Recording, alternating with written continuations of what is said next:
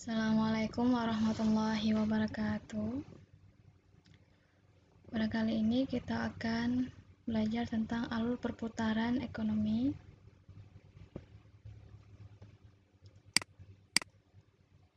Di sini kita akan melihat bagaimana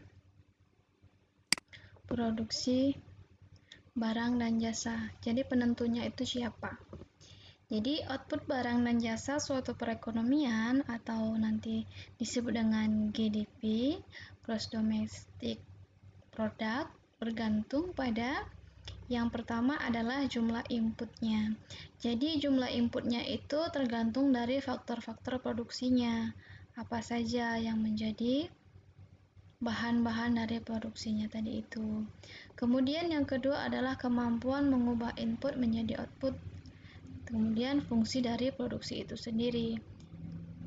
Selanjutnya, faktor-faktor produksi adalah input yang digunakan untuk memproduksi barang dan jasa. Dua faktor produksi terpenting adalah modal dan tenaga kerja.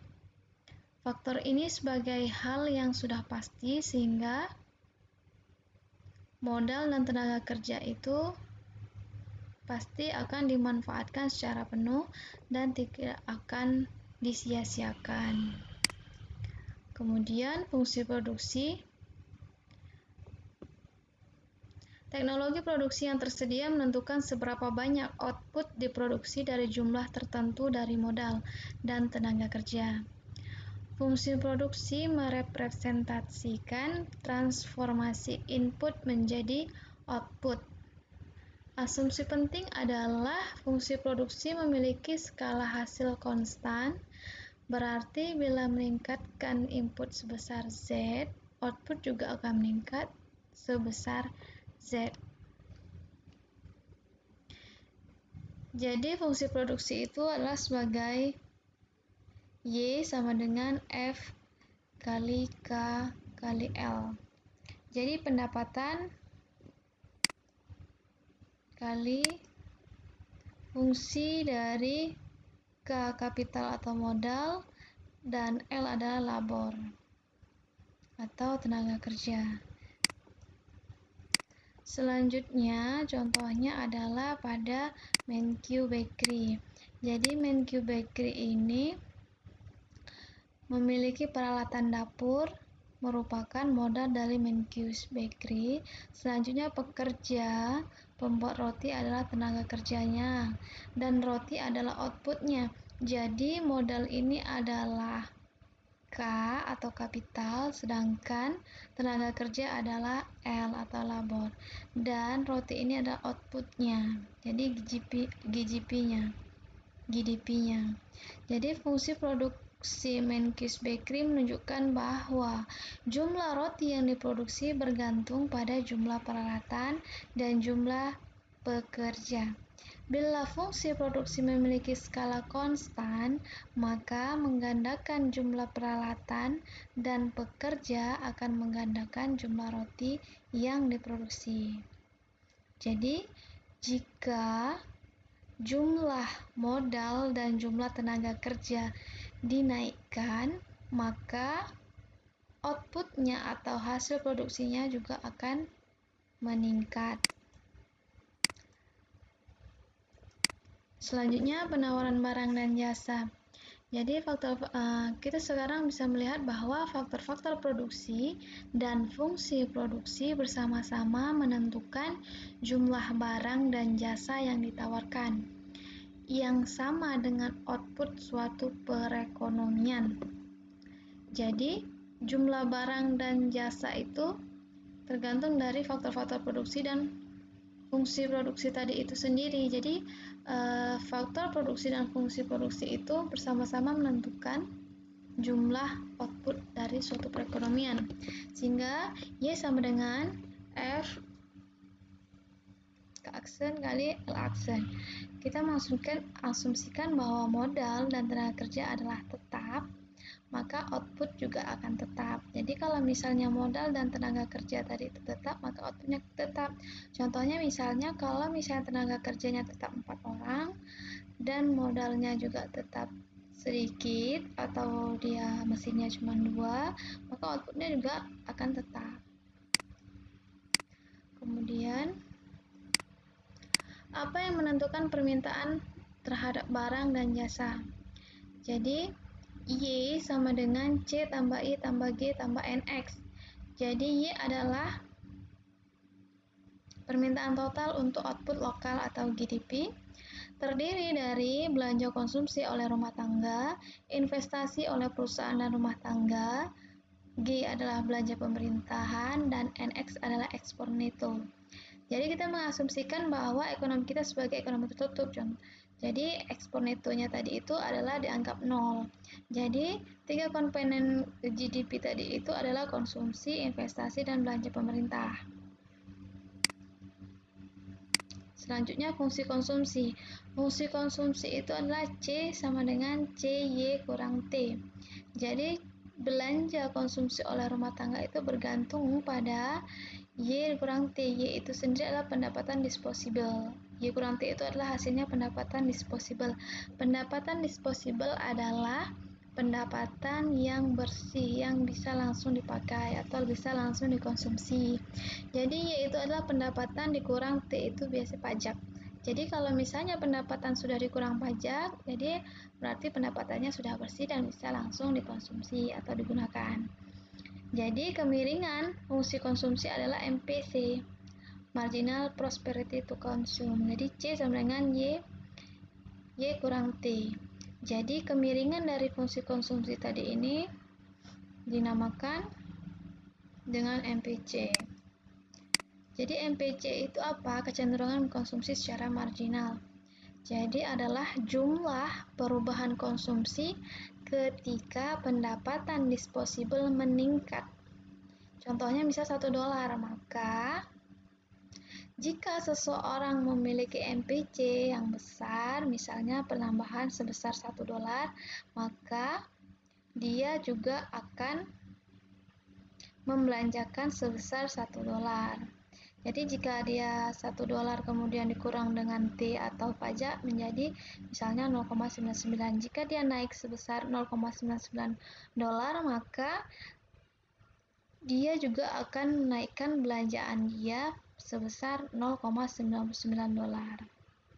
Jadi MPC ini mengukur sensitivitas perubahan pada satu variabel konsumsi atau C terhadap variabel lain.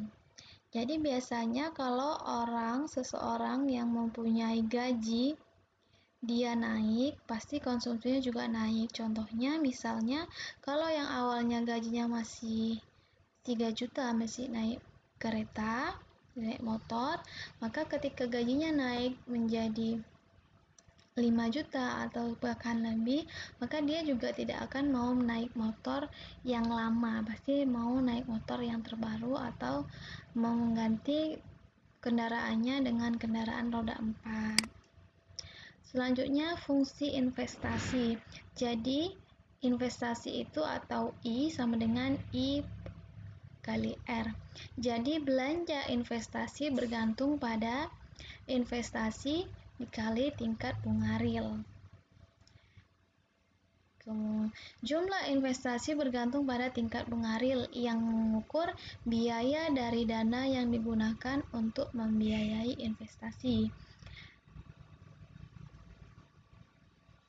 Jadi tingkat bunga tersebut ada tingkat bunga nominal dan tingkat bunga real, di mana tingkat bunga nominal adalah tingkat bunga yang biasa dilaporkan, tingkat bunga yang dibayar investor untuk meminjam uang.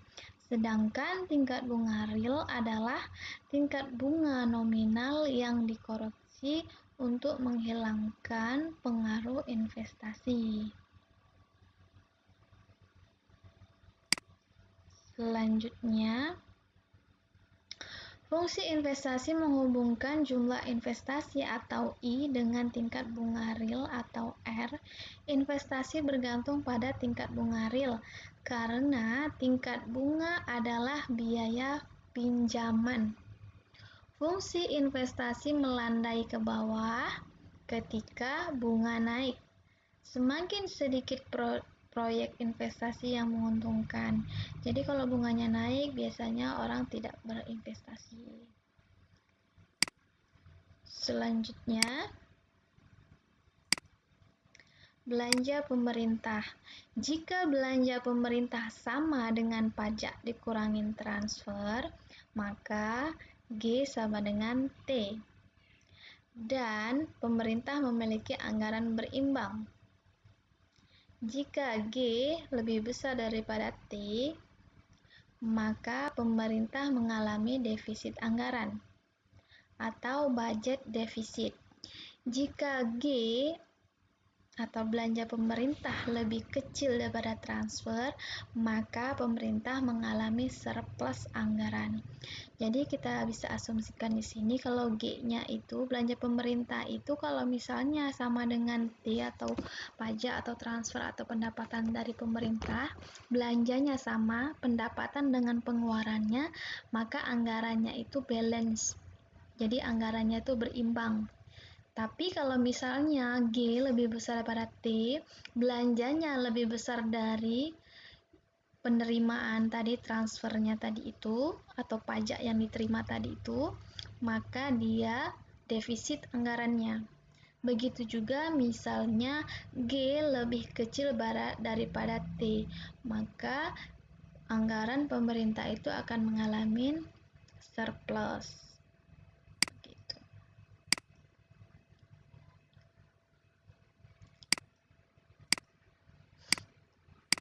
Selanjutnya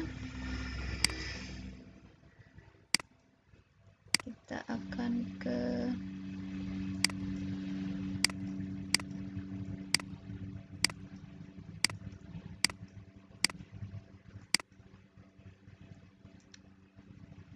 perubahan permintaan investasi. Jadi ini adalah grafiknya. Kenaikan permintaan barang-barang investasi menggeser kurva investasi ke kanan. Pada tingkat bunga berapapun, jumlah investasi lebih besar. Equilibrium bergerak dari A ke B karena jumlah tabungan tetap. Kenaikan permintaan investasi meningkatkan tingkat bunga, sedangkan jumlah investasi equilibrium tidak berubah.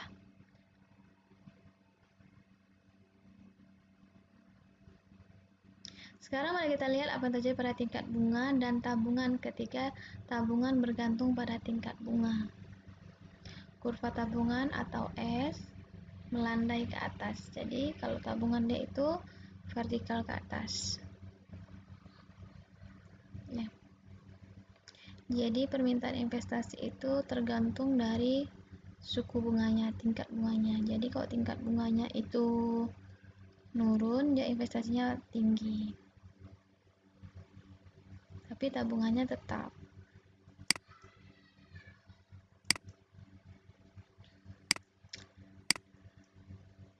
Selanjutnya, pendapatan nasional. Pendapatan nasional adalah total nilai produksi akhir, baik barang maupun jasa yang diproduksi suatu perekonomian atau negara dalam satu periode tertentu, biasanya 1 tahun. Jadi pendekatan perhitungan pendapatan nasional itu ada 3. Yang pertama pendekatan produksi, yang kedua pendapatan, dan yang ketiga pengeluaran. Jadi ini contohnya dari pendekatan produksi. Jadi dilihat berapa total dari produksinya. Jadi semakin banyak nilai dari total produksi, maka PDB-nya juga semakin tinggi. Selanjutnya pendekatan dari pendapatan. Jadi semakin tinggi pendapatan rumah tangga produsen, maka PDB-nya juga semakin tinggi. Misalnya di sini ada alamnya disewa, kemudian tenaga kerja diberikan upah, modal diberikan bunga, skill diberikan laba. Kemudian yang ketiga adalah pendekatan pengeluaran. Jadi pendekatan pengeluaran ini yaitu jumlah pengeluaran secara nasional untuk membeli barang dan jasa yang dihasilkan dalam suatu periode, biasanya 1 tahun. Jadi berapa pengeluarannya yang dikeluarkan oleh pemerintah secara secara menyeluruh atau agregat, seperti konsumsi atau konsumen rumah tangga, produsen, pemerintah, ekspor dan impor. Oke, sekian, semoga dimengerti. Assalamualaikum warahmatullahi wabarakatuh.